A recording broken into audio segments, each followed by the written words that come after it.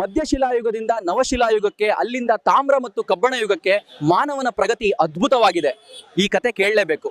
ನಮಸ್ಕಾರ, ನಾನು ಸಲೀಂ. ಇವತ್ತು ನಾನು ಮಧ್ಯಶಿಲಾಯುಗಕ್ಕೆ ಬಂದಿದ್ದೀನಿ. ಇವರ ಅವಧಿ ಕ್ರಿಸ್ತಪೂರ್ವ 10,000 ರಿಂದ 8,000 ದಾನಿ. ಈ ಮಧ್ಯಶಿಲಾಯುಗದಲ್ಲಿ ಮಾನವ ಬಳಸಿದ ಕಲ್ಲು ಸಿಲಿಕೆಟ್ ಕಲ್ಲು. ಈ ಮಧ್ಯಶಿಲಾಯುಗವನ್ನ ಸೂಕ್ಷ್ಮ ಶಿಲಾಯುಗ ಎನ್ನುವರು. ಈ ಶಿಲಾಯುಗದಲ್ಲಿ ಮಾನವ ಮಡಿಕೆ ಮತ್ತು ಬೆಂಕಿ ತಯಾರಿಕೆ ಕಲಿತನು.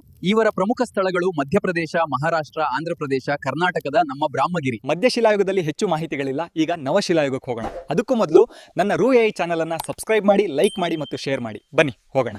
ಎಲ್ಲರಿಗೂ ಹೊಸ ಶಿಲಾಯುಗಕ್ಕೆ ಸ್ವಾಗತ. ನಾನು ಸಲೀಂ. ಹೊಸ ಶಿಲಾಯುಗವನ್ನ ನವಶಿಲಾಯುಗ ಎಂದು ಕರೀತಾರೆ ಮತ್ತು ಅದರ ಅವಧಿ 8,000 ರಿಂದ 4,000 BC ಆಗಿದೆ. ಹೊಸ ಶಿಲಾಯುಗದಲ್ಲಿ ಮಾನವ ಬಳಸಿದ ಕಲ್ಲು ಕ್ವಾರ್ಟರ್ ಜೆಟ್ ಕಲ್ಲು. ಈ ಕಲ್ಲು ಬೆಂಕಿ ಹಚ್ಚಲು ಸಹಾಯಕವಾಗಿತ್ತು.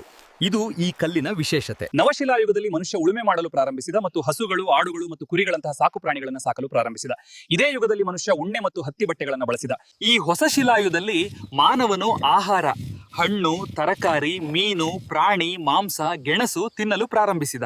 ಈ ಶಿಲಾಯುಗದಲ್ಲಿ ಮನುಷ್ಯ ಆಭರಣಗಳನ್ನು ಇಷ್ಟಪಡುತ್ತಿದ್ದನು ಮತ್ತು ಅವನು ಬಳಸುತ್ತಿದ್ದ ಆಭರಣಗಳು ಉಂಗುರಗಳು, ಮಣಿಗಳು, ತೋಳುಬಂದಿಗಳು ಮತ್ತು ಬಳೆಗಳಾಗಿದ್ದವು. ಈ ಹೊಸ ಶಿಲಾಯುಗದ ಪ್ರಮುಖ ಸ್ಥಳಗಳು ಗುಜರಾತ್, ತಮಿಳುನಾಡು, ಆಂಧ್ರಪ್ರದೇಶ ಮತ್ತು ಪಾಕಿಸ್ತಾನ ಮತ್ತು ನಮ್ಮ ಕರ್ನಾಟಕದ ಬಳ್ಳಾರಿ, ರಾಯಚೂರಿನ ಮಸ್ಕಿಯಲ್ಲಿ ಕಂಡುಬಂದವು. ಇತಿಹಾಸದ ಪೂರ್ವಕಾಲವನ್ನ 2 ವಿಧಗಳಾಗಿವೆ: ಶಿಲಾಯುಗ ಮತ್ತು ಲೋಹಯುಗ. ಶಿಲಾಯುಗದಲ್ಲಿ ಹಳೆ ಶಿಲಾಯುಗ, ಮಧ್ಯಶಿಲಾಯುಗ, ಹೊಸ ಶಿಲಾಯುಗ. ಲೋಹಯುಗದಲ್ಲಿ ತಾಮ್ರಯುಗ ಮತ್ತು ಕಬ್ಬಿಣ ಯುಗ ಎಂದು ವಿಂಗಡಲಾಗಿದೆ. ಈಗ ನನ್ನ ಮುಂದಿನ ಹೆಜ್ಜೆ ಲೋಹಯುಗದ ಕಡೆಗೆ.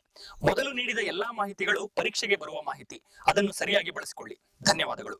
ಎಲ್ಲರಿಗೂ ಸ್ವಾಗತ. ಲೋಹಯುಗಕ್ಕೆ ನಾನು ಸಲೀಂ. ಇವತ್ತು ನಾನು ತಾಮ್ರ ಯುಗಕ್ಕೆ ಬಂದಿದ್ದೀನಿ. ತಾಮ್ರ ಯುಗಕ್ಕೆ ಚಾಲ್ಕೋಲಿಥಿಕ್ ಯುಗ ಅಂದ್ರೆ ತಾಮ್ರ ಮತ್ತು ಕಲ್ಲು ಯುಗ ಎನ್ನುವರು. ಅದು ಈ ಯುಗದಲ್ಲಿ ಮಾನವರಿಗೆ ಪರಿಚಯಿಸಲಾದ ಮೊದಲ ಲೋಹ ಚಿನ್ನವಾಗಿತ್ತು, ಆದ್ರೆ ಬಳಸಿದ ಮೊದಲ ಲೋಹ ತಾಮ್ರವಾಗಿತ್ತು. ಅವರು ಸ್ವತಃ ಇದನ್ನು ಹೇಳ್ತಾ ಇದ್ದಾರೆ.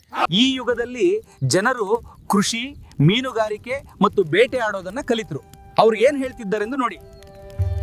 ಈ ತಾಮ್ರ ಯುಗವು ಹರಪ್ಪ ನಾಗರಿಕತೆಯೊಂದಿಗೆ ಸಂಬಂಧ ಹೊಂದಿತ್ತು ಮತ್ತು ಅವರು ಹಸಿರು ಇಟ್ಟಿಗೆಗಳಿಂದ ಕಟ್ಟಡಗಳನ್ನು ನಿರ್ಮಿಸಿದರು.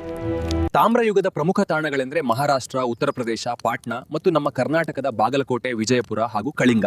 ಮುಂದಿನ ಭಾಗ ಕಬ್ಬಿಣ ಯುಗ. ಎಲ್ಲರಿಗೂ ಸ್ವಾಗತ. ಕಬ್ಬಿಣ ಯುಗಕ್ಕೆ ನಾನು ಸಲೀಂ. ಕಬ್ಬಿಣ ಯುಗ ಎಂದರೆ ಮಾನವನು ಕಬ್ಬಿಣವನ್ನ ಕಂಡುಹಿಡಿದು ಉಪಯೋಗಿಸಲು ಆರಂಭಿಸಿದ ಕಾಲವಾಗಿದೆ. ಈ ಕಬ್ಬಿಣ ಯುಗದಲ್ಲಿ ಮಾನವನು ಕಬ್ಬಿಣದ ಆಯುಧಗಳು ಮತ್ತು ಸಲಕರಣೆಗಳು ತಯಾರಿಸಲು ಆರಂಭಿಸಿದನು. ಕೃಷಿ ಉಪಕರಣ, ನೂಲು, ಕುಡುಗು, ಹೊಲಿಗೆ ಕತ್ರಿ ಬಹಳ ಬಲವಾಗಿ ದೊರೆತವು. ಹಿಂದೆ ನೀಡಿದ ಮಾಹಿತಿ ಸ್ಪರ್ಧಾತ್ಮಕ ಪರೀಕ್ಷೆಗೆ ತುಂಬಾ ಉಪಯುಕ್ತವಾದದ್ದು. ವಿಡಿಯೋ ಇಷ್ಟವಾಗಿದ್ರೆ ಲೈಕ್ ಮಾಡಿ, ರೂಎಐ ಚಾನಲ್ ಸಬ್ಸ್ಕ್ರೈಬ್, ಲೈಕ್ ಮತ್ತು ಶೇರ್ ಮಾಡಿ. ಸಿಗೋಣ ಮುಂದಿನ ವಿಡಿಯೋದಲ್ಲಿ. ಧನ್ಯವಾದಗಳು.